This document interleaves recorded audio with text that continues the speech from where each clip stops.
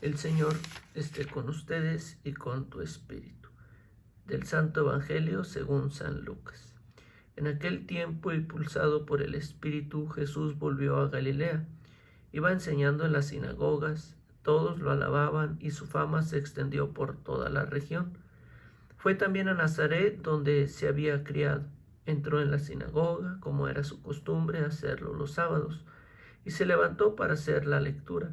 Se le dio el volumen del profeta Isaías, lo desenrolló y encontró el pasaje en el que estaba escrito: El Espíritu del Señor está sobre mí, porque me ha ungido para llevar a los pobres la buena nueva, para anunciar la liberación a los cautivos y la curación a los ciegos, para dar libertad a los oprimidos y proclamar el año de gracia del Señor.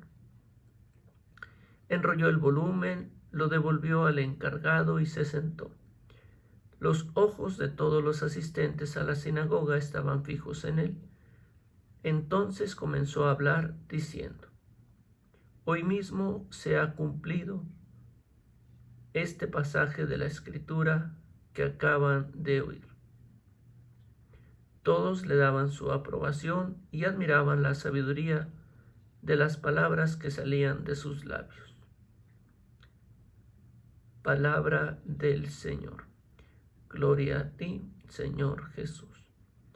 Que las palabras de estos santos evangelios se borren nuestros pecados. Pues, queridos hermanos, vemos cómo el Señor Jesús pasa por en medio de muchas sinagogas para anunciar el poder de la palabra. Y lo primero que hace es que ha vencido el espíritu del mal. Esto lo podemos ver en Lucas 4, del 1 al 13. Y es ahí en donde Jesús va a poner en práctica el don de la palabra. Vence por la palabra al tentador y ahora por la palabra va a levantar al que está caído.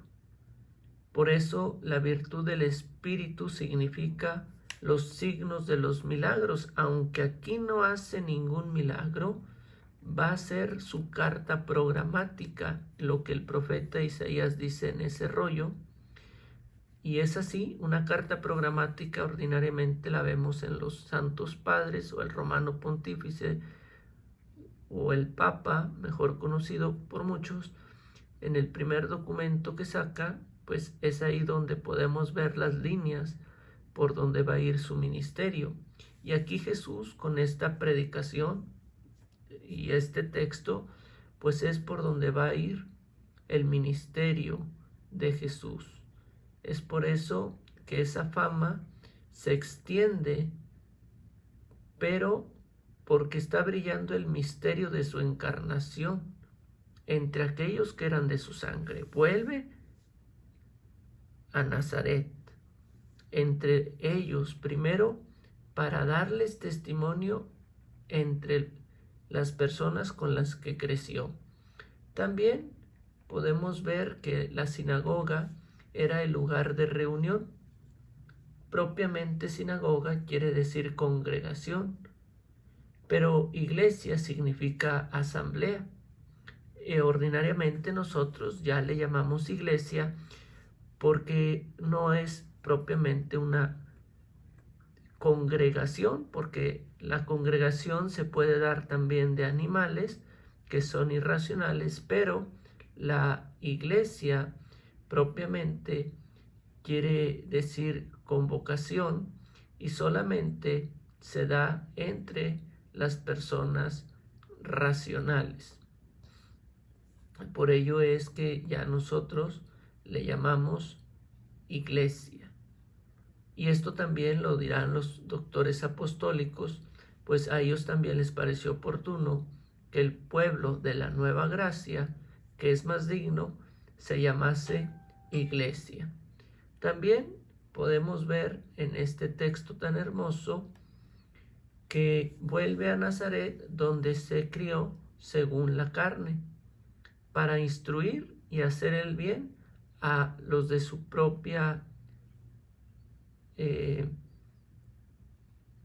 extilpe o para instruir bien primero a los propios y después extender esto a los otros pueblos.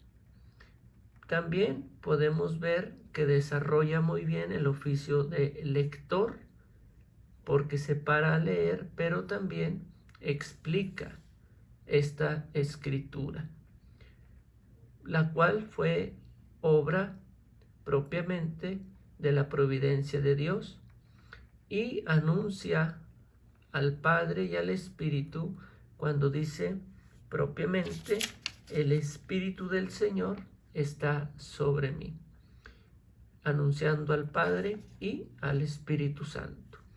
Llama pobres también a todas las naciones, porque había 5 cosas que las naciones no tenían, y ahí estaba su pobreza.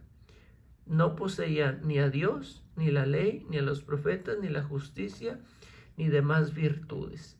También podemos ver que Jesús es enviado a evangelizar a los pobres y después les dirá: bienaventurados los pobres, porque de ellos es el reino de los cielos. Va a sanar a los de corazón contrito, llamando a ellos, a los que son débiles o a los que somos débiles, que tenemos mente frágil o que tienen mente frágil y que no pueden resistir a los asaltos de las pasiones, o a quienes prometen el remedio de la salvación.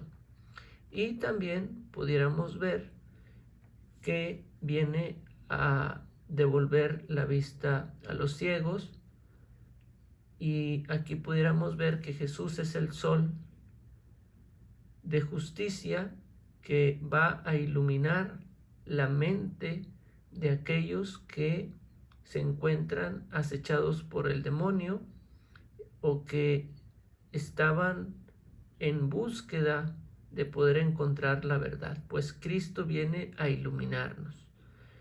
Pone en libertad a los quebrantados, esto es, enderezar a los que el peso de la ley los había encorvado. ¿Verdad? Un mandamiento nuevo les doy, que se amen los unos a los otros como yo los he amado. Pues ojalá y que este texto nos ayude a poder meditar en que el Señor trae un programa muy amplio. Necesitamos leer las Escrituras, descubrir si yo soy ese pobre que desconozco de la palabra de Dios y que necesito ser un amante de la buena nueva, de la buena noticia del Evangelio. Si necesito liberarme del pecado, del rencor, del resentimiento. Quizás puedo ser un ciego que no ve a Dios en la vida de los demás, o quizás que el demonio me ha hecho creer que ni Dios está en mi propia vida. Quizás tengo que ser un ciego que sea curado.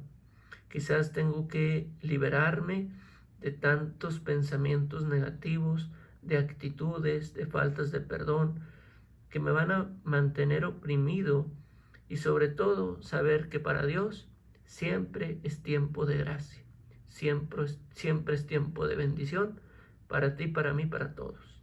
Pues te mando un saludo desde la lejanía del desierto, un fuerte abrazo desde la cercanía de las redes sociales.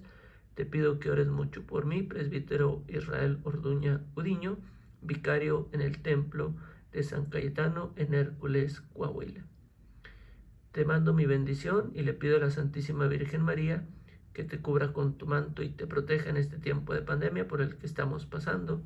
Y la bendición de Dios Todopoderoso, Padre, Hijo y Espíritu Santo, descienda sobre ti, te proteja y te cuide siempre, a ti y a tu familia. Amén, amén, amén.